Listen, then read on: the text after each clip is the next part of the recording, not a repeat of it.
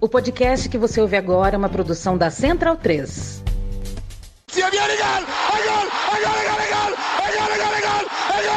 Parte Pirlo! ¡Qué victoria! ¡Qué victoria!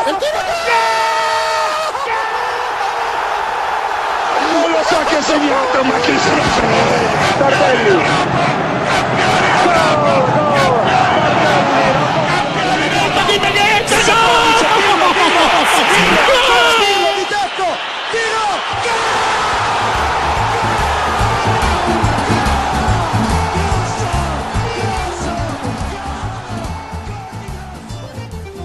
Olá a todos, sejam muito bem-vindos à edição de número 24 do podcast da Cautiopédia, um podcast que faz parte dos podcasts da Central 3. Um abraço ao Leandro e a minha, toda a turma da Central 3, que possibilita que nossas vozes cheguem aos seus ouvidos, que possibilita que a gente possa ter essa interação aí sobre o futebol italiano.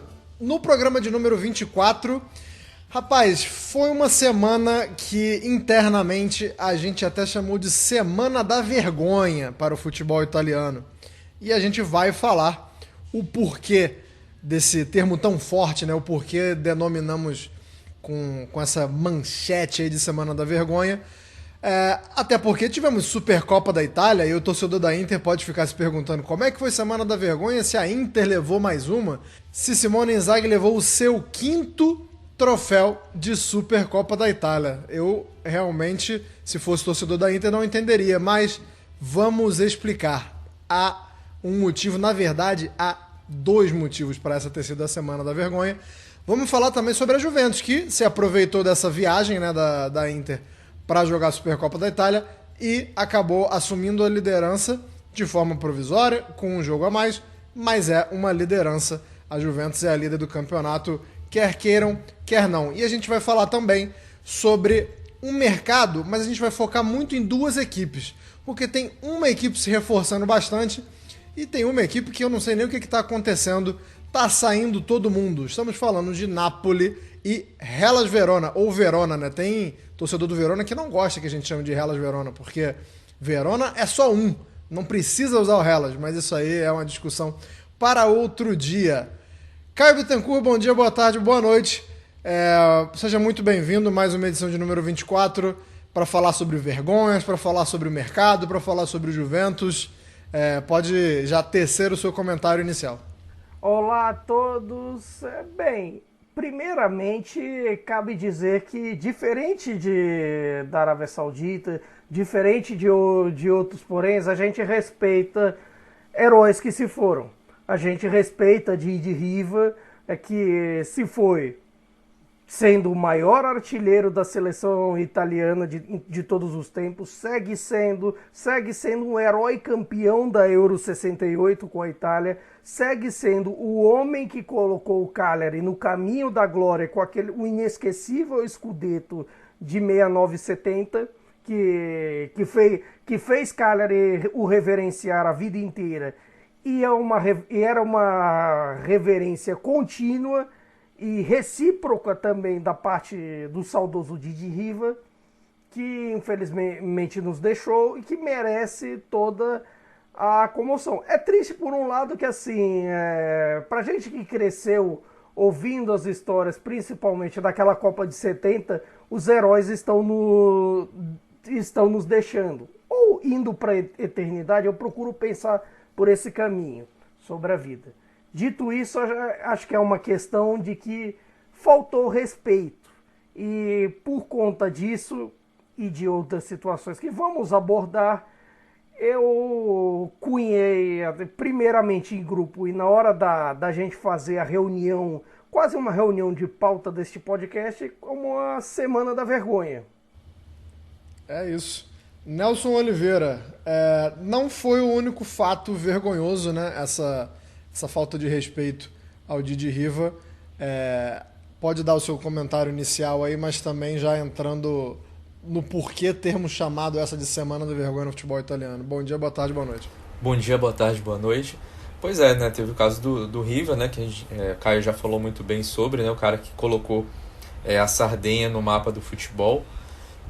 não só no futebol italiano, né, porque a gente tem que lembrar que boa parte da seleção da Itália, que foi finalista e vice-campeã mundial em 70, era formada por jogadores do Cagliari, liderada pelo Riva, né, e um cara que conseguiu tirar outras vergonhas, né, ou pelo menos fazer com que essas vergonhas ficassem em segundo plano, né, porque quando o Cagliari ganhou o seu Scudetto, a Sardenha era vista, né, como uma região que só tinha agricultores e bandidos, né? E o Riva, que não é da Sardenha, ele foi adotado e adotou a Sardenha, ele jogou na cara de boa parte da Itália que aquilo não procedia, né? E, enfim, e a outra questão vergonhosa é que uma parte da Itália que continua sendo reincidente, né? É reincidente em casos de racismo, né? É a torcida da Udinese, que cometeu, enfim, né, vários insultos de cunho racial em direção ao Maignan, goleiro do Milan, né? A Udinese está tentando identificar as pessoas, né? Identificou 5, baniu esses 5 por toda a vida dos estádios.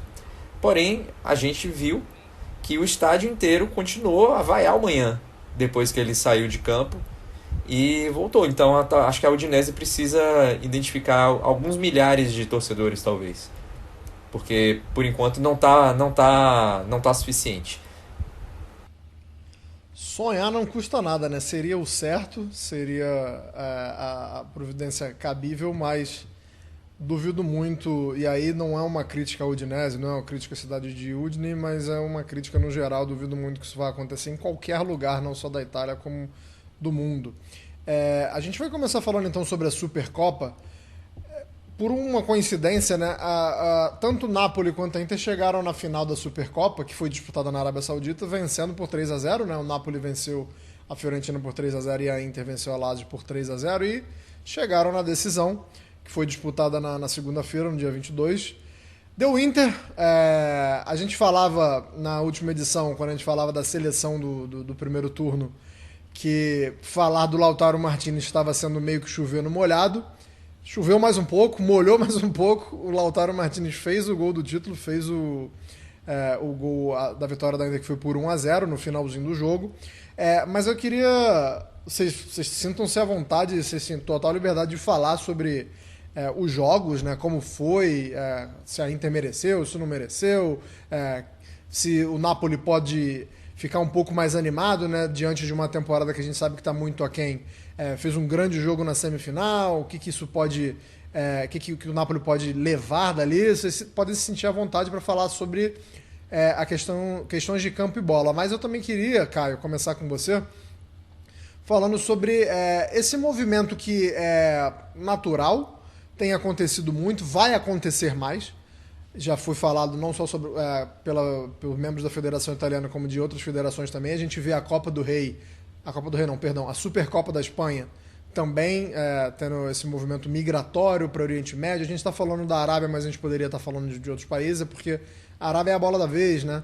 Mas até há pouco tempo atrás era o Catar, e quem tiver mais petrodólar vai chegando e vai trucando e vai subindo, né, nessa escada, nessa hierarquia. Eu te confesso que num primeiro momento não chegava a me desagradar muito, não, porque eu acho legal, acho interessante essas viagens pontuais, né, desde que não seja um negócio que vire farra, que vire uma zona. Eu acho até bacana para você, tipo a NBA fazendo jogo em Paris. Eu gosto desses eventos pontuais. Mas eu queria que você falasse como foi a experiência da Supercopa na Itália. Na Arábia, já citamos aqui que não foi respeitado o minuto de silêncio do Didi Riva, e você disse até que ia explicar um pouco mais sobre isso, mas eu queria que você falasse de uma experiência em geral.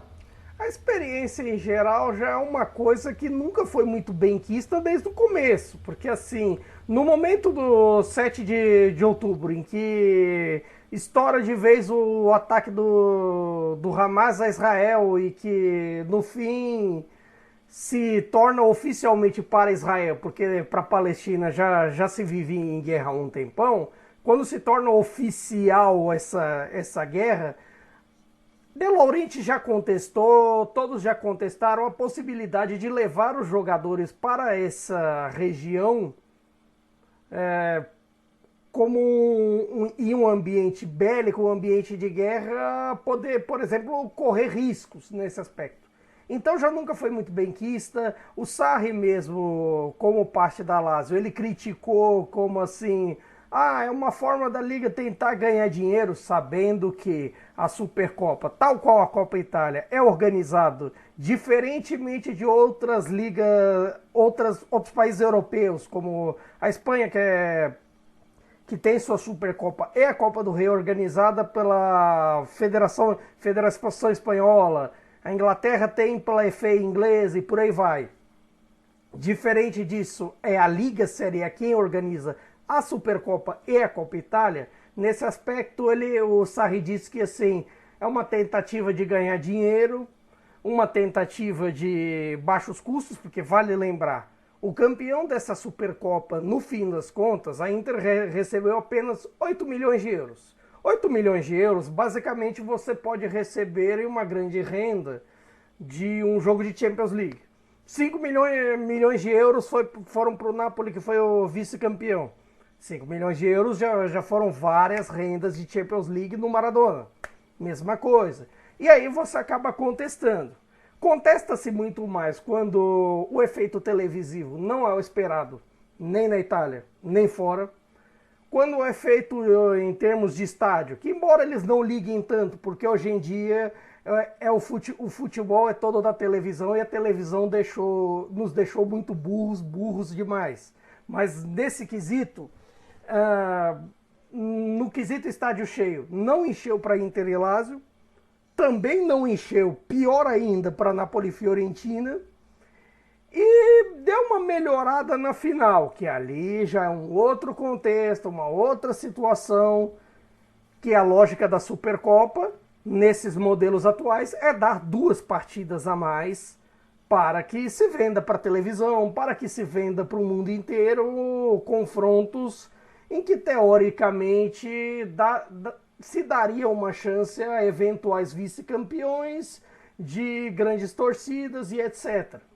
O problema é que nesse X da questão, você pode dizer que, embora tenha times globais, talvez quem tinha maior torcida ali, e mesmo assim, nem tanto, era a Inter.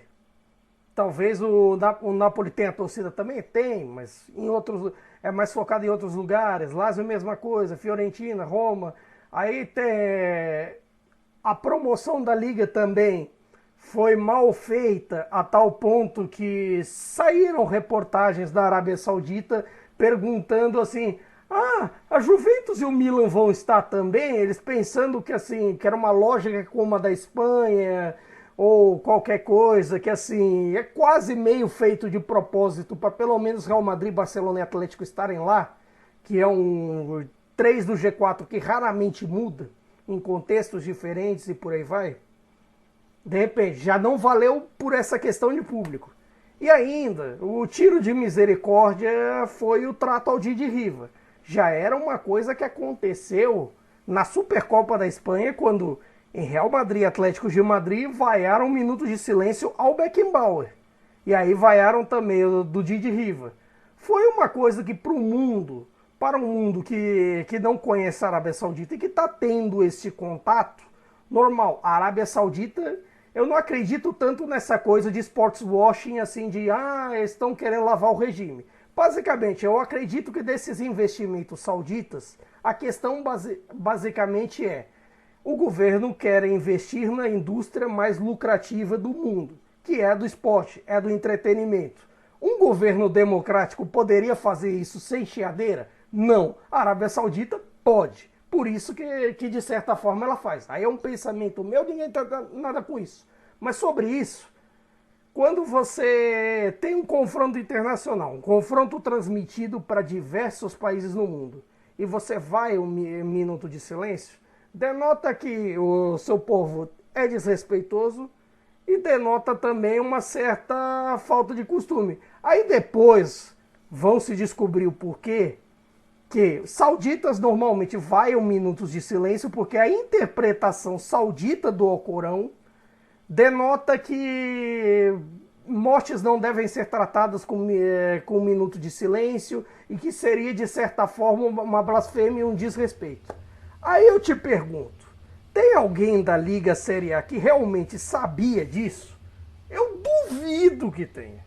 Duvido. Eu duvido muito. Eu duvido muito, porque assim... E aí a gente vai entrar numa espiral de ficar... um vai querer que o outro respeite sua cultura, né? Porque enquanto o saudita vai falar que é essa interpretação, a gente vai cair numa espiral, como eu falei.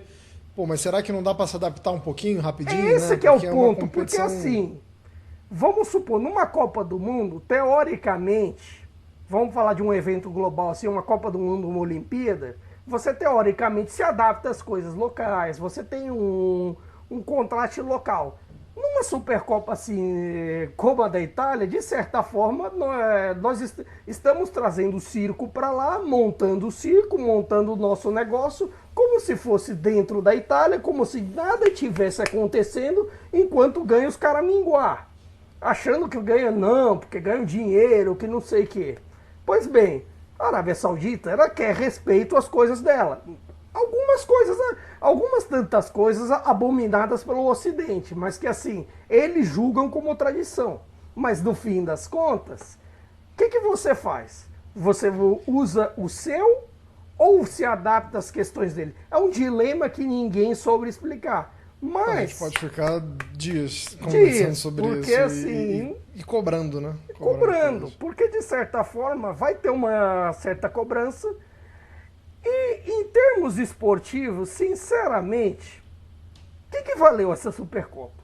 Valeu por uma obrigado, porque isso estava implícito, era uma das coisas que eu ia jogar pro Nelson, se está à vontade, Nelson. Vou só completar assim para a parte esportiva, que assim, o que valeu em termos do Napoli foi assim, uma mudança de esquema, para você testar alguns jogadores, tal, machucar outros para variar, porque sempre se machucam, que sempre tem outras questões, um elenco completamente limitado, ver que o Zielinski é inútil ao elenco, porque no fim das contas já está com a cabeça na Inter, reclamar da arbitragem por conta da expulsão, a meu ver, exagerada do Cholito Simeone, que mudou o jogo na decisão, e sinceramente, serviu para atrapalhar uma rodada de Série A, que teria uma briga enorme por Copas, todo mundo se pegando ali e tudo mais, e atrapalhar a Inter, que de repente vai ficar com a cabeça nesse jogo a menos e tudo mais. Esse negócio de jogo a menos para Inter do Inzaghi é memória de guerra.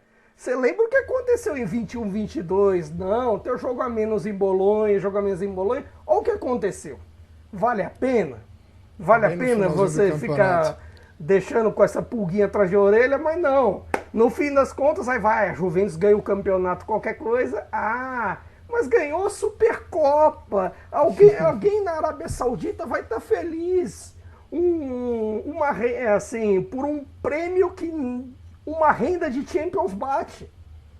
Ô Nelson, além do que valeu esportivamente, que é a deixa que o Caio deixou para você, eu queria também saber o que você acha que é a impressão da Federação Italiana, porque a gente sabe que nem sempre os argumentos racionais eles são muito levados em conta, ou há um malabarismo ali, né, para tentar rebater esses argumentos, e aí vir com números ou vir com alguns outros fatos para tentar mostrar que foi um sucesso. Eu queria saber se você acha que a federação, se para os membros da Federação Italiana, de uma forma geral, para quem toma decisões, né, se valeu a pena, porque a gente veio aqui com vários fatos e várias opiniões de que pode ter sido desnecessário, que correu riscos, como o Caio falou, que não precisava, que financeiramente não vale tão a pena, mas no fim das contas, se alguém na Federação Italiana achou que valeu a pena, os caras vão assinar outro contrato, vão fazer a mesma coisa ano que vem. Eu queria saber o que você acha, como eles viram isso, né? Como foi enxergada essa experiência, essa edição do Supercopa. A Federação especificamente é contra, né? O Gabriele Gravina ele já se mostrou contra em várias ocasiões. Para ele a Supercopa italiana precisa ser disputada na Itália. Mas a Liga acho uma maravilha. Inclusive, houve um comentário depois, se não me engano, do Lorenzo Casini, se eu não me engano, que é um dos diretores da Liga, e ele falou: em breve a Série A terá uma rodada inteira no exterior. Eu quero saber como eles vão fazer isso e em que lugar vai ser, onde é que vai ser Leste Frosinone,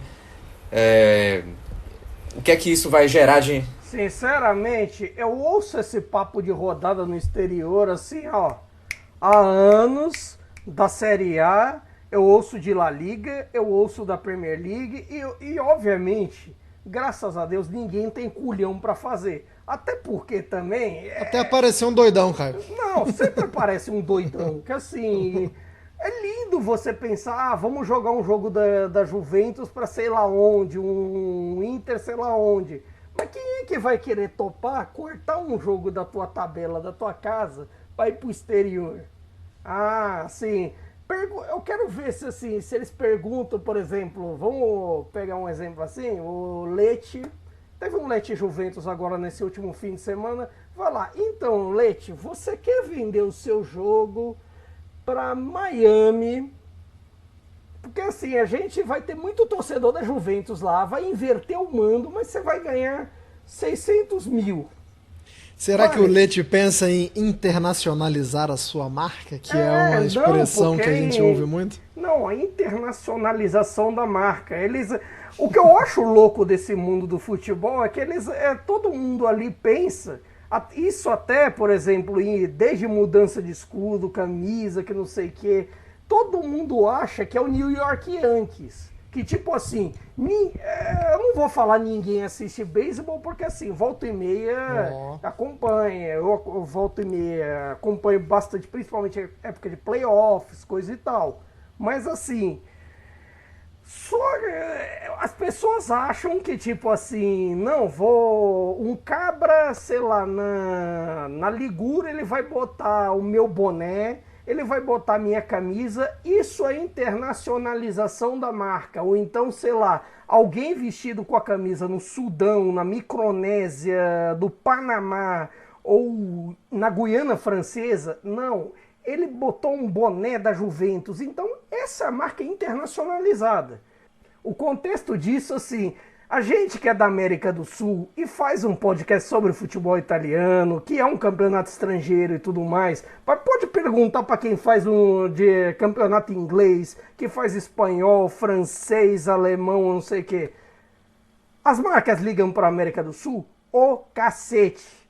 A internacionalização dessas marcas é Canadá, Estados Unidos, China, Japão, Coreia do Sul, Austrália, às vezes Índia... E aí, de repente, um jogo na Europa Ocidental. Europa Ocidental que se dane. Então, é a internacionalização. Ah tá, agora aparece Arábia Saudita e Catar porque, eles têm dinheiro. A hora que, de repente, dá uma crise do petróleo 2, vai fazer pelo amor aos sauditas? Vai uma ova. Você está esquecendo de coisas importantes, como Madureira, o Feiraguai. Lá tem muita internacionalização de marca. Nesses lugares aí... Não, essas sim, essas eu confio. Eu vou confessar que um dia que, assim... Eu sempre tive, por razões óbvias, eu sempre tive dificuldade enorme de comprar camisas do Napoli aqui no Brasil. Por N razões, às vezes marcas e tudo mais. E assim, o dia que eu vi, ali para 2018, 2019, que eu vi pela primeira vez uma camisa do Napoli, né, naquelas bancas de...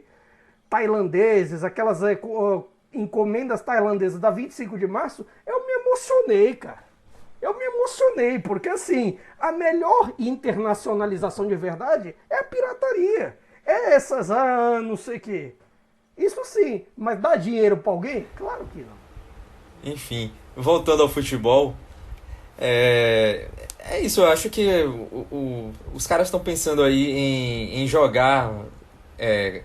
rodada da Série A fora do país e tudo mais, mas no final das contas uma simples Supercopa colocada fora de época, né, porque até a gente pode até engolir esse formato feito para vender mais, né, direitos de TV e tudo mais, mas poxa, faz pelo menos no início da temporada, quando ainda para abrir a temporada, precisa adiar quase metade dos jogos, comprometeu completamente uma briga por vagas europeias que está pegando fogo. Quase todos os times tiveram dessa briga, tiveram jogos adiados na rodada. A Inter, não vou dizer que sai prejudicada, porque, enfim, isso aí é muito relativo, mas não está na liderança do campeonato nesse momento porque não jogou. Poderia ter jogado contra a Atalanta e perdido, poderia, mas nesse momento ele tá porque não jogou. Então, assim, você, como os italianos gostam de dizer, isso falseia o campeonato, né? Porque você muda a ordem dos jogos por motivos que não são imperativos. Não foi uma nevasca que impediu que um jogo X acontecesse, uma questão climática, uma questão de ordem pública. Foi porque a Liga, para valorizar e dar 8 milhões de euros para o vencedor, cagou no seu principal produto. Basicamente foi isso que aconteceu. Aqui no Brasil, o pessoal falaria que o campeonato está manchado, né? O pessoal gosta muito dessa expressão de que o campeonato está manchado. Falando em manchas, essa não foi a única. Caio, falando um pouco sobre o caso do Manhã, né? Para quem não acompanhou na vitória do Milan sobre a Udinese por 3-2 em Udine, teve mais uma vez um episódio lamentável que a gente não deveria, mas está tanto quanto acostumado a acompanhar na Itália, na Espanha, em diversos outros países, no Brasil também a gente vê bastante. O Nelson já falou no comecinho do programa que o clube até está identificando uma galera, né? Já foram 5, total de 5 torcedores que foram banidos dos quadros e estão impedidos de acompanhar. Mas queria que você falasse também sobre... a gente vê a Udinese se coçando, digamos assim, para achar... para identificar e para punir. Não somente porque deve fazer isso, mas também porque vai ser punida, né? A Udinese... eu esqueci agora contra quem, mas eu acho que é contra o Monza. A Udinese não vai ter torcida. É contra o Monza, né? Não vai ter torcida. Então, assim, a gente sabe que... A gente torce para que essas ações estejam sendo feitas porque são a coisa certa a se fazer. Mas a gente também está acostumado e calejado para entender que também é uma forma da Udinese tentar tirar um pouco o corpo fora e não tomar mais punições. Eu queria que você falasse desse cenário, o que os clubes podem fazer, na verdade, o que eles estão deixando de fazer. Eu acho que essa conversa ainda é muito incipiente na Itália, né?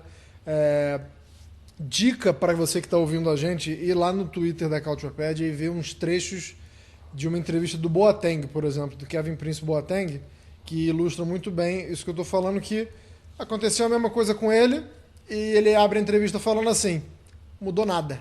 E queria que você falasse um pouco sobre isso, cara. É difícil até pensar em mudança porque tem que ter todo um processo. Identificar, punir e assim impedir que essa gente volte aos estádios. Se não, vira um ciclo até que já via ter que ter um meme, um novo episódio racista de uma partida. Aí dessa vez eles dizem que não, vamos fazer medidas sérias dessa vez, é inaceitável ver essas coisas em 2020 e alguma coisa. Você provavelmente... Você só não viu isso na época dos portões fechados. Foi um negócio, assim, tranquilo. Aí eles resolvem fechar a curva, que normalmente é onde tem esse tipo de manifestações, é onde se concentram certos tipos de grupos relacionados aos ultras em algumas organizadas, não dá para dizer que são todas, mas que algumas se infiltraram com essa coisa neofascista, ou mesmo com racismo recreativo também, porque não dá para você dizer que é só de fascistas, etc. Às vezes o racismo vem de onde se menos imagina. Aí depois o clube em questão, não, pera, essas rodadas em questão de que vão fechar a minha curva, que vão fechar o meu estádio, são muito, não é todo mundo, e o que é verdade, não é todo mundo, mas o clube precisa ser punido para assim, para os seus torcedores entenderem que não é lugar disso, que nenhum lugar é entender. Uma medida é feito para isso, para entender que essa é uma medida educacional. Aí depois o Tribunal de Justiça recorre e dá tipo assim uma multinha que é, sei lá, 3 mil euros, pouquinha coisa, e não, supostamente identifica alguns e diz que não, essas coisas mudam. Aí a liga bota um videozinho dizendo keep racism out, bota tudo em inglês, vende para o mercado internacional, todo mundo lindo, e depois volta. Porque é assim, tudo bem que assim, vale dizer que assim, em relação a algumas temporadas atrás, realmente mudou com relação à identificação. E por um lado também é triste, porque de certa forma, o Corriere della Sera soltou assim, a identidade de alguns deles, dessas 5 pessoas. Uma delas era uma mulher, um deles era um homem negro. E de certa forma compensa fazer isso. Se essa gente pensa que assim, ofender racialmente representa ganho esportivo, representa ganho em qualquer coisa, valeu? Valeu assim ir ao ponto mais baixo da humanidade para isso? Tem quem pense que vale, porque tem a impunidade nesse processo. Eu acho que isso tem que ser trabalhado, como você falou, na questão da cultura, né? Tem questão cultural, tem questão educacional, tem questão assim de saber, de certa forma, que isso pode prejudicar o clube, porque assim, no ambiente de um estádio de futebol, de um monte de coisa, tem-se uma política de vale tudo. Tem-se uma política de que você pode fazer qualquer coisa para desestabilizar o adversário. Com certeza, por exemplo, deve ter gente ali naquela curva. Eu duvido que não tenha pensado assim, parou o jogo, aí depois que o Samardžić faz 1-1, aí pensa, não, porque ajuda a desestabilizar, que não sei o que, tal. Tipo, jogar no ponto mais baixo para ter uma falta de caráter, uma falta de cultura, uma falta de humanidade, uma falta de educação e um monte de coisa. Ao ponto mais baixo humano. Porque, assim, o que me incomoda nesse negócio é descobrir que um deles, por exemplo, é um homem negro. Assim, com certeza é pensando nesse quesito. Claro que tem gente que faz, porque realmente está nas entranhas do pensamento dele, que está na falta de consciência moral e ética e por aí vai. Mas, assim, o que se ganhou com isso? Um homem negro, no fim das contas, banido pela vida inteira porque cometeu racismo contra um homem negro. E no caso da Udinese, né, a gente vai falar de Udine especificamente, e também um pouco dessa história do racismo no futebol italiano, o primeiro caso assim, documentado de racismo, xenofobia, nesse caso antissemitismo, foi registrado em Udine, no futebol italiano, quando o Rony Rosenthal chegou a acertar com a Udinese, o Rony Rosenthal israelense, e a torcida organizada pichou, né, na cidade contra, tipo, aqui na Udinese não jogam judeus. E obviamente, se a gente for falar de racismo, de preconceito, a gente está entranhado na história italiana, porque, enfim, né, a gente teve um regime fascista lá, nazifascista, que perseguia judeus, perseguia negros, perseguia minorias étnicas dentro da Itália e tudo mais. Só que no futebol... Tem um governo apoiador disso na atualidade, vale Exatamente. dizer. E a gente viu, né, até entrando nesse assunto, uma comemoração de uma data festiva por uma questão folclórica da fundação de Roma recentemente, pessoas, grupos na cidade de Roma sendo abertamente fazendo saudações fascistas e cantando músicas fascistas e tudo mais. Calma, disseram que era o saluto romano, era a saudação romana, não é nada disso que você está pensando. Pois é, mas alguns deles já foram identificados também. O problema da identificação é que, e daí? O que é que a gente vai fazer futuramente, né?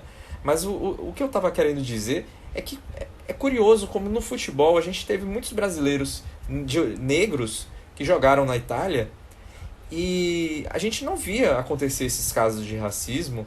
Obviamente existia racismo na sociedade italiana, a gente não é bobo de dizer que não existia, mas de eles estarem lá jogando e de terem cânticos racistas no estádio e tudo isso, parece que a sociedade vem agravando esse tipo de coisa, como o Caio falou muito bem, do vale tudo. E a gente vê isso crescendo em termos de violência nos estádios, de casos de racismo e tudo mais, conforme as torcidas organizadas têm... primeiro elas se formaram, tudo bem, nada contra, muito a favor, na verdade, em muitas situações, mas elas começam a se entranhar na criminalidade e muitas delas a terem relações com partidos de extrema direita. Isso começa a dar um nível de violência nas arquibancadas que não era comum. A gente vê anos 60, para começar, não existia a torcida. As torcidas era tudo torcida mista. Vamos começar daí, 100 mil pessoas dentro do estádio, um monte de gente lá vendo o jogo. No caso da Itália, muita gente engravatada, chapéu, etc. E a gente não via esse monte de briga acontecer. Aí, a partir dos anos 70, quando a sociedade italiana começa a entrar numa polarização muito grande, de terem terrorismo de grupos de extrema direita, grupos de luta armada de esquerda também, um governo corrupto ali no meio, tentando se manter no poder, e, enfim, a gente viu isso entrar nas torcidas organizadas e deixar a sociedade muito violenta. Isso tem piorado. É um assunto aqui que até a gente pode voltar a falar futuramente, porque faz 40 anos esse ano que a Lazio ganhou o seu primeiro Scudetto, e tem tudo a ver com isso, dessa sociedade dividida da Itália nos anos 70. Vou até fazer um jabazinho aqui. A gente tem um texto na Calciopédia sobre isso, então quem quiser pesquisar é só chegar na Calciopédia lá e pesquisar por Lazio Anos de Chumbo. Então vai ter lá um texto, um dossiêzão sobre esse assunto, mas a gente pode tratar disso aqui mais pra frente. Anos de chumbo, que vale lembrar, abarca os anos 70 inteiro e, de certa forma, assim, teve suas reflexões, até mesmo com a política brasileira recentemente, com toda a história do Batiste e tudo mais. Exatamente. E, enfim, e como a gente está dizendo aqui, continua rolando aí na Itália até hoje, né?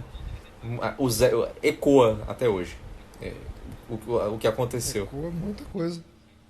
Toda temporada, eu acho que não teve nenhuma temporada nas últimas 5, 6, vai, não vou puxar mais da memória, porque aí já corro o risco de ser leviano ou de tentar colocar tudo no mesmo saco, mas toda temporada a gente, uma vez por campeonato, a gente para falar sobre isso. Ou seja, de certa como forma, disse o Boateng, não tem vale dizer nada uma tá coisa. Até nesses pós-pandemia, eu diria que eram menos, assim, que são menos em termos de, gestos coletivos do que em relação a antes da pandemia. Eu digo no conceito assim, porque tinha uma época, já no saudoso Cautio Pizza, que assim, a gente citava casos de racismo quase toda a rodada. Assim, ali entre 17 e 18, 18 e 19, era uma vibe toda rodada. 19 e 20, mesma coisa. Aí, assim, de certa forma, eu acredito que assim, essa identificação tal ajuda por um certo ponto, mas também não adianta nada se no fim das contas a punição ou não é bem aplicada, ou então, sei lá, você percebe que vai acabar em pizza, ou então no termo italiano, em tarallucci vino. Então, assim, você tem que pegar quem faz, identificar e punir. Tipo, punir com reclusão, ou punir com mais multa, ou com restrição de ir aos estádios. Claro, vale punição para o clube também, porque assim, eu acredito que fazer um modelo como era a Série A nos anos 80, eu sempre digo que pode ser a solução, dar os pontos do jogo, por exemplo, para quem sofreu e não assim, tirar os pontos de quem cometeu este ato, podendo tirar pontos na tabela ou do próprio jogo em si, correspondente e tudo mais. E isso poderia ser um caminho. Cabe a saber se a Liga irá querer fazer. Se irão querer comprar essa briga. Lembrando que o Infantino defende, né, que nesse tipo de episódios a equipe que teve a torcida que cometendo atos racistas perca o jogo, perca os pontos do jogo. Eu acho concordo. Interessante, mas eu acho que isso não vai servir para muitos estádios, porque você vai ter que ter um estádio com muitas câmeras. Não sei se a estrutura dos estádios na Itália... e aí a gente está falando na Itália porque isso aqui é o Calciopédia, mas no geral, porque se é uma decisão da FIFA, vai valer para o mundo todo, né? Eu acho que os estádios não têm estrutura para essa identificação. Então, assim, eu concordo com a ideia, mas eu acho que é difícil ser colocado na prática porque tem que ser muito bem feito. Eu não acho que tenha estrutura para isso. Eu já vou além, eu já acho o contrário. Eu já acho que tem, não digo tanto por estrutura, mas eu acredito que o Infantino queira dizer assim, ideia semelhante à minha. O que é raro, eu tenho uma ideia concomitante à do Infantino, mas enfim. Mas eu acredito porque ele queira dizer com relação a manifestações coletivas. Porque tem uma diferença de você, por exemplo, pegar dois que estão puxando ali, sei lá, cânticos racistas ou algo do gênero e assim, atacando racialmente, agredindo racialmente, que é uma agressão, precisa ter isso em mente, é uma agressão tão forte quanto uma agressão física em si. Nesse quesito seria importante você separar as manifestações coletivas, como foi nesse caso da Udinese, com as manifestações individuais. Porque assim, são as coletivas que trazem esse ponto do Infantino. Eu vou ter que concordar com o Careca. Infelizmente, vou ter que compartilhar de opinião com o Infantino. Mas vamos tentar puxar o campeonato um pouco mais para cima, até porque estamos falando do melhor campeonato do mundo. E quem disse isso não fui eu, embora eu pudesse falar facilmente. Eu sou suspeito e essa é minha opinião. Mas quem falou isso aí, quem soltou uma nota, né, não sei nem como é que diz, uma matéria, um comunicado... É o ranking deles, que eles soltam mês a mês. Querida IFFHS, para quem não conhece, é a International Federation of Football History and Statistics. Dizem eles que a Série A italiana é o melhor campeonato do mundo. Eles têm um ranking lá e tem um esquema de pontuação que aqui eu sou sempre sincero com vocês, tá, que estão ouvindo a gente. Eu não faço a menor ideia de como seja essa pontuação. Talvez o Caio saiba, talvez o Nelson saiba. Eu sei, o problema é que assim, o problema da IFFHS, que assim, eu acredito que assim, seja meio problemático porque eles equiparam alguns campeonatos assim, sem ter um exato critério, ou então equiparam campeonatos que têm contextos diferentes, situações diferentes e tudo mais. Por exemplo, isso já prejudicou, por exemplo, os brasileiros no ranking deles, aí beneficia alguns outros. O critério é meio maluco. Os caras usam assim. A mesma régua para medir coisas diferentes. Né? Exatamente. É tipo assim, você colocar sobre as questões de vitamina C da pera e da laranja. Não é a mesma coisa. Mas Exato. assim, ou então se assim, o que dá para fazer de suco entre laranjas e tomates? Eles botam. Mas assim, eu gosto dessas estatísticas, eu acho curioso? Acho, mas assim, também é muito da questão de opinião. Eu vou discordar da nossa amiga IFFHS, mas tudo bem, eu sou a voz contra a corrente daqui. E aí, Nelson, o melhor campeonato do mundo tem a Juventus como líder, né? A gente já falou no começo aqui que, graças a essa intertemporada da Inter de Milão, lá na Arábia Saudita. A Juventus aproveitou muito bem. Então eu queria que você falasse aí dessa retomada da Juventus. Se você tivesse informação, traz também. Eu não lembro quando foi a última vez, né, que a Juventus liderou o campeonato. Você muito provavelmente vai saber ou vai achar essa informação. Eu não sei quando foi, mas o fato é que o melhor campeonato do mundo tem a Juventus como líder, Nelson. Como está esse momento da Juventus? A última vez que liderou foi quando ganhou, né? Com o Sarri. A última vez que liderou sozinha foi dessa vez aí. Então, 2019, 20, não é isso? 21, isso, 20. Então, não sei nem se isso entra para a estatística, né? No caso, porque a rodada não terminou, né? Oficialmente, né? Tem jogos... Mas, por exemplo, se a Inter perde o próximo jogo, já vale, porque por pontos perdidos, e a Juventus vence, né, no caso, em concomitância, já vale, porque aí em pontos perdidos a Juventus também seria líder. Em pontos perdidos, nesse momento, a Inter é a líder do campeonato. Bom, o que tem acontecido, na verdade, é que a Juventus tem jogado melhor, né? Eu acho que isso tem feito uma diferença brutal. Os jogos têm sido vencidos de forma muito mais consistente. O Vlahovic está jogando, tá saudável, tá decidindo. Tem jogadores que estão aparecendo mais, né? Tipo, como o Yildiz, que foi um achado, né? Ele já estava ali na base, já estava ali no radar para poder ser utilizado nessa temporada, mas talvez não com essa frequência que tem sido colocada pelo Allegri no momento. Enfim, acho que a Juventus tem achado um caminho de bom futebol, e até como a gente mencionou no último episódio, não ter outros compromissos, né, aliado a esse bom futebol, é um ponto que dá favoritismo à Juventus, pelo menos sob esse aspecto, né? E a Inter tem uma sequência bem dura, né? Tem Fiorentina, tem Roma, tem a própria Juventus, tem a Atalanta no jogo atrasado. Então, eu acho que esse mês aqui, se a Inter der rapa, eu acho que é um mês que pode dar uma definida no campeonato até. Então, se a Inter perde pontos, não digo perder, empatar um jogo, aí acho que fica bem igualzinho, mas, por exemplo, vamos colocar um cenário que a Inter perde um jogo e perde da Juventus, por exemplo. Aí eu acho que fica muito difícil buscar. Porque além de a Juventus ser uma equipe que, quando está na ponta, geralmente ela não deixa escapar o título. Isso aí é histórico, né? Isso foi construído com anos e anos, né, de existência da Juventus.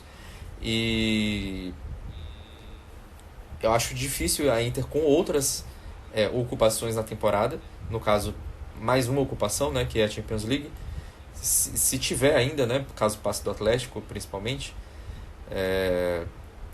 se continuar na Champions e tiver atrás, eu acho difícil buscar. Mas é uma Inter que, não vou dizer que está com moral, assim, porque, enfim, é uma Supercopa, né, não é o torneio mais prestigioso do país, mas é um Inzaghi que agora é recordista na competição, né, um cara ainda muito novo, né, um cara que ainda está, a gente pode até dizer, na fase inicial de sua carreira como técnico, né, não tem nem 10 anos de técnico de equipes profissionais, e ele já é um recordista, superando gente grande, né, como o Lippe e o Capello. Então a Inter também bateu o recorde, né, porque só o Milan, bateu não, né, igualou um recorde, porque só o Milan tinha sido tricampeão consecutivo da Supercopa. E principalmente eu acho que o que a Inter ganha com a Supercopa, e pode dar uma motivação aí para essa sequência complicada, é ter confiança no seu próprio futebol, né? Massacrou a Lazio, contra o Napoli já foi um jogo mais igual, embora a quantidade de chances criadas em relação ao Napoli tenha sido bem maior. Então foi uma Inter que conseguiu vencer dominando, e conseguiu vencer ali no último respiro, né? Mas eu acho que desses jogos seguintes que a Inter tem pela frente, o mais decisivo, além obviamente do derby que a gente vai ter no dia 4 de fevereiro, é o próximo jogo contra a Fiorentina, né? Que a Inter joga sem o Çalhanoğlu e sem o Barella. Então são dois desfalques importantes. Eu acho que o Çalhanoğlu bem mais importante, porque o Barella tem um substituto praticamente à altura, que é um 12º titular. Vale dizer uma coisa, suspensos por causa da Supercopa, para você ter uma noção de como é problemática a Supercopa. De repente, por causa de um jogo na Arábia Saudita, você tem, sei lá, 2 dos melhores meias do campeonato desfalques, porque tomou um jogo, uma automática num jogo que a arbitragem foi completamente perdida de cima a baixo. O Barella, no caso, sim. O Çalhanoğlu teria sido, porque também tomou amarelo nesse jogo. Mas o Çalhanoğlu tomou amarelo contra o Monza primeiro, e a suspensão dele é relativa àquele jogo. Mas teria sido suspenso porque fez uma falta no Kvaratskhelia e tomou amarelo, também teria sido suspenso por causa disso. Enfim, que regulamento mais esdrúxulo esse, né? Para proteger uma Supercopa, você coloca jogadores para poderem cumprir suspensão. A Fiorentina também tem jogador suspenso, tá? Biraghi, para não dizer que é só a Inter que se prejudicou por esse regulamento. O Biraghi, que é o capitão da Fiorentina, não pega a Inter também porque tomou um cartão amarelo na Supercopa. Então, enfim, a gente vai ter esse jogo aí e, ao mesmo tempo, é uma chance de ouro pro Aslani, né? No caso da Inter, que é um cara que chegou com muita pompa, fez uma primeira temporada que não agradou. Nessa segunda temporada tem tido um pouco mais de espaço, mas também não tem agradado tanto, embora tenha sido muito importante na vitória contra a Roma no primeiro turno. Só que agora é a chance dele de ouro ali, de tentar ter um lugar de um pouco mais de prestígio no elenco, né? Até porque o Simone roda, esse time rodou um pouco, né? A gente até brincou aqui já que poupava na Champions para jogar a Série A, mas tem peças que ele não roda muito, né? E o Aslani com um pouquinho de dificuldade para, não vou dizer minutos, mas para mostrar trabalho mesmo.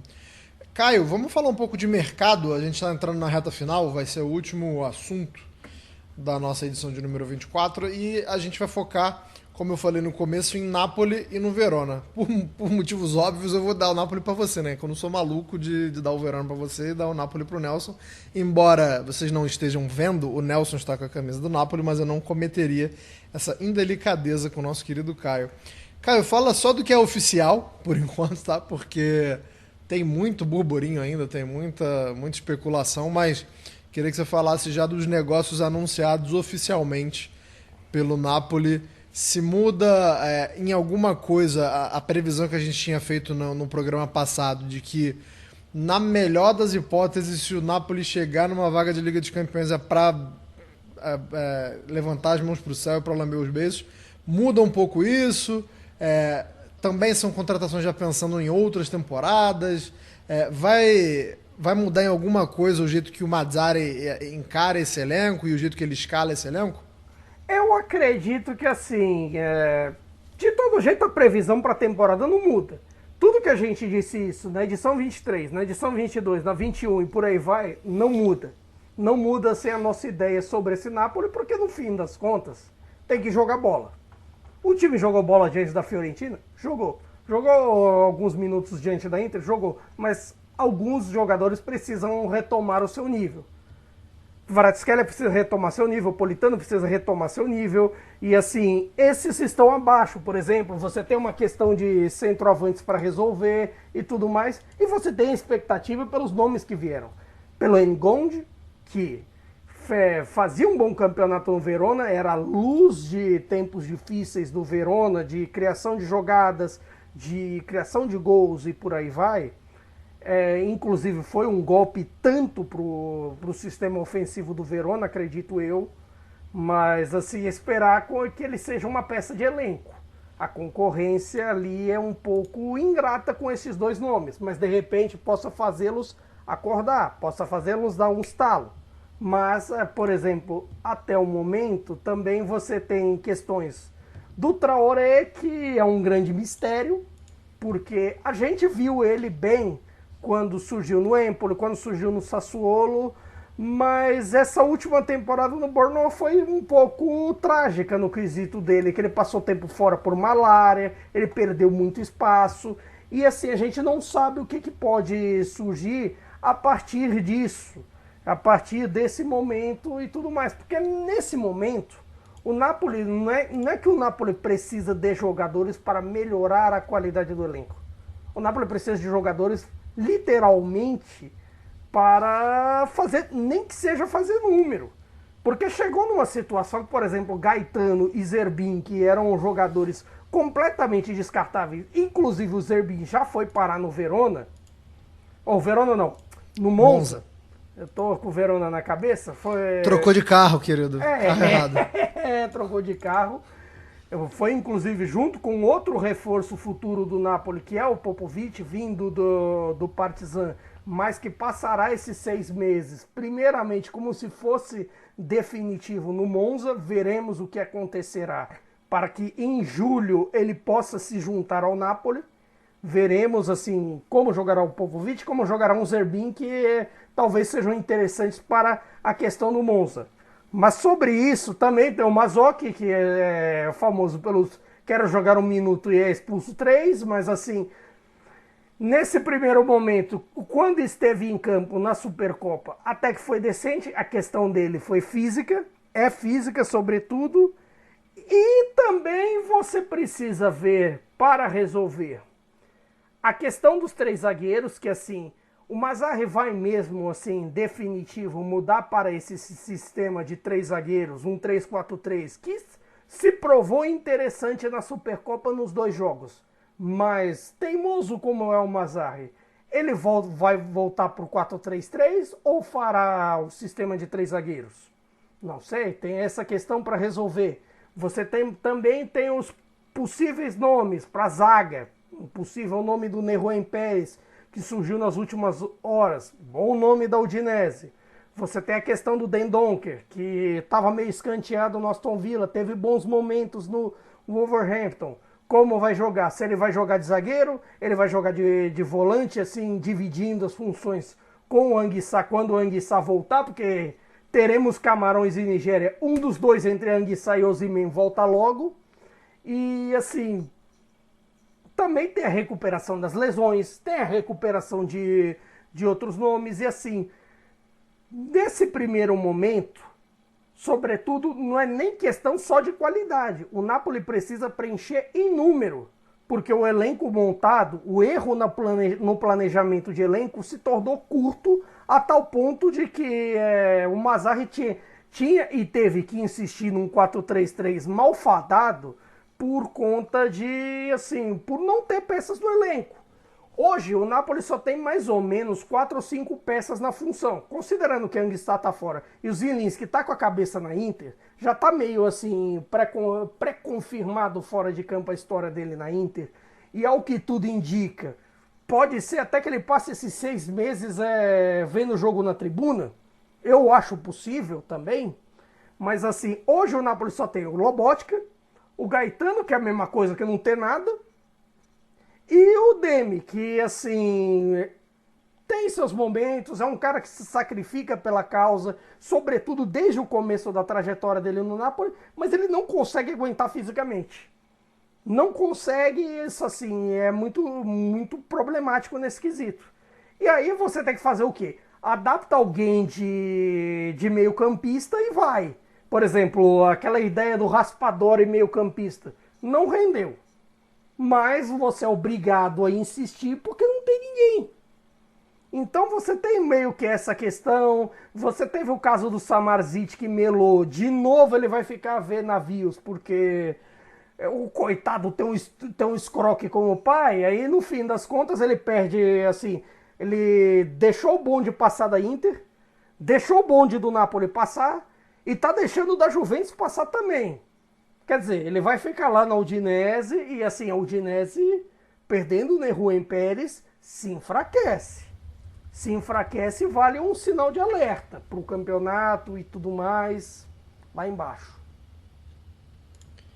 Nelson, a gente também tem uma outra equipe protagonizando muitas movimentações, né, nesse mercado de inverno.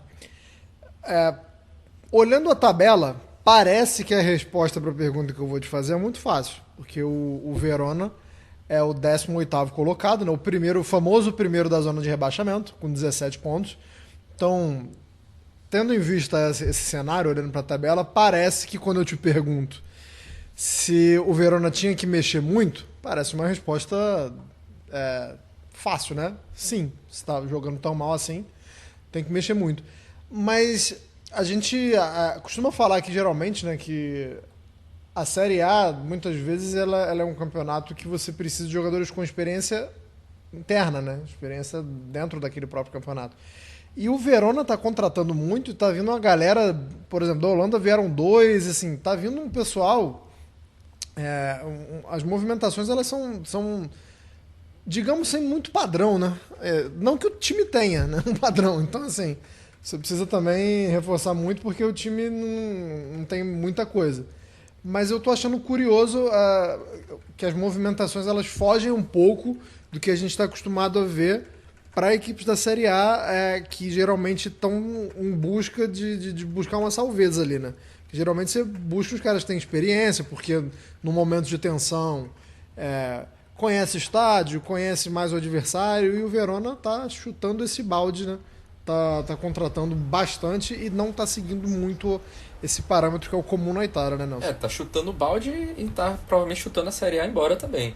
Porque, assim, essas 4 contratações que o Verona fez foram de ontem para hoje. Todas as 4 que fez nessa janela foram todas de ontem para hoje. Só que a questão o Verona vendeu 9 já. 9 jogadores saíram. Não é normal você mandar um time inteiro praticamente embora numa janela de meio de ano. E não é só que mandou meio time embora, não. É que mandou 7 titulares. Ou melhor, 6 e um que é o capitão, né? Que é o Faraoni, que não vinha sendo titular, mas que foi titular durante muito tempo. E mandou seus 2 artilheiros embora. O Juric e o Nigonji, né? O Nigonji, o Caio já falou, foi pro Napoli. E o Juric já assinou com o Monza, né? O Monza não assinou o anunciou oficialmente, mas quando você ouvir o nosso podcast, nós estamos gravando agora na quinta-noite, ele já terá sido anunciado, porque ele já assinou, já fez exames médicos. Então, enfim, o Verona está se desmanchando no final das contas. E o que está acontecendo? E eu que acho que faz parte dessa estratégia. O Verona já tem feito algumas contratações assim de jovens jogadores, tem pescado muito na Holanda, na Bélgica, porque são mercados que você consegue ter jogadores, não necessariamente jogadores que vão chegar a uma seleção. Não é o caso do Nigonji, que eu acho que ele vai jogar pela Bélgica, já é jogador da Sub-21 belga. E, enfim, eu acho que são jogadores que têm um potencial ali de revenda futura, e que é o que o presidente do Verona, Maurizio Setti, está procurando no momento. Então, o que é que ele está fazendo? Saiu o Juric, que é um veterano, Faraoni também é um veterano, Hongla não é exatamente o Hongla, né, na verdade, que ele é camaronês, não é exatamente veterano, mas saiu. E os outros que ele vendeu, que são jovens, foram bem vendidos. O Riend, que foi o zagueiro que foi para a Atalanta, o Terratiano que foi para o Milan, o Doi, que foi para o Sassuolo, para substituir o Vinha, né, que foi contratado pelo Flamengo, e o próprio Nigonji. Foram bem vendidos, né, esses jogadores aí. Então o que é que ele está fazendo? Ele quer vender o Verona. Já tem um tempinho que ele quer vender, mas agora ele tacou o pi, de fato, e tá pegando jogadores jovens, porque se o Verona cair, esses jogadores, por exemplo, tiverem um bom desempenho ali nessa reta final de campeonato, ele pode revender depois. E é uma aposta estilo do Nigonji, né? O Nigonji veio do futebol holandês também e vingou, né? Então ele tá fazendo essa aposta. Só que é uma aposta que não vai dar resultado esportivo, muito provavelmente. Eu não aposto que o Verona vá se dar bem vendendo seus 2 artilheiros, seu capitão, outros jogadores experientes e jogadores que são pilares do elenco. Como eu falei, são 7 titulares ou quase titulares, jogadores importantes do elenco e os principais dentre os titulares. Então tá ficando um jogador tipo Davidovic, que para mim é um dos piores zagueiros da Série A, embora a Atalanta diga-se por aí que está interessada nele. Não sei o que a Atalanta quer com esse cara, mas enfim, foi o que surgiu aí. Mas o Gasperini gosta de zagueiro ruim, né? Não, o Gasperini, ele gosta de dar uma vida Quanto pior, para... melhor. zagueiros de qualidade duvidosa. Até tem um aí que tem um de 3 dinheiros aí que talvez ele goste. Mas assim, sobre isso, eu acho até não acho tão absurdo o que o Verona tá fazendo, porque assim, você teve a experiência da Salernitana nas temporadas anteriores, que trocou meio time, que se salvou e tudo mais. Essas mudanças, de repente, também é bem verdade que, assim, muitas dessas mudanças, talvez ela nem quis. Por exemplo, desfazer do Rien, do Terracciano, do Ngonge, porque, assim, nesse momento são os clubes de primeiro pelotão com bala que vem, leva. Aí é até difícil de competir com isso. Mas sobre essa questão, é a ver o que o Verona pode fazer. Porque, ao mesmo tempo, tem alguns vindo de desmanche, porque você tem, por exemplo, a Udinese, que eu citei, que só contratou o Giannetti, tem o risco de você substituir o Nehuén Pérez por um jogador do Watford, e ainda aquelas negociações bem poso total. Você tem o Cagliari, que até agora não contratou ninguém. É bem verdade que não perdeu ninguém também, mas não contratou ninguém. Você tem o Empoli, que deu uma mudadinha assim, nada de nomes assim, mas tem o melhor Mister Salveza que tem na Série A. Agora, com a chegada do nosso querido David Nicola, e essas coisas podem dar uma mudada. Essas coisas, assim, de repente, com uma Série A tão próxima, com clubes tão próximos ali, eu até disse na edição passada, como o Verona vinha próximo de, assim, você faz um jogo bom e de repente dá tudo errado, de repente as coisas podem mudar. Nesse momento, o que eu vejo mais com perigo pela falta de ação é mesmo a Udinese. O Udinese que emprestou o Pafundi também, que quando a gente acha que vai, não vai, agora vai jogar na Suíça, né? Mas daqui a pouco ele volta aí, acho que a gente ainda vai ver bastante esse garoto. Mas por hoje é só, pessoal. A gente chega no final da edição de número 24, dando essa rápida passada pelo mercado. Tenho a impressão que não vai ser um mercado muito movimentado, mas de qualquer forma, quando voltarmos, é bem possível que falemos um pouco mais sobre outras chegadas à Série A, outras saídas, enfim. Falaremos mais sobre as movimentações. Não sei se nos vemos e nos ouvimos e nos falamos até o Carnaval, então, assim, se você for curtir o Carnaval, muita calma nessa hora, né? Vamos devagar, porque o pessoal curte como se não houvesse amanhã, mas tem o amanhã, querido.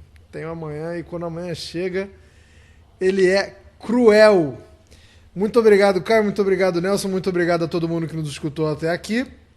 Um abraço mais uma vez para o pessoal da Central 3 e nos vemos e nos ouvimos na próxima edição, na edição de número 25. Até lá, se hidratem bastante, viu, galera? Beijo nas crianças, arrivederci, tchau.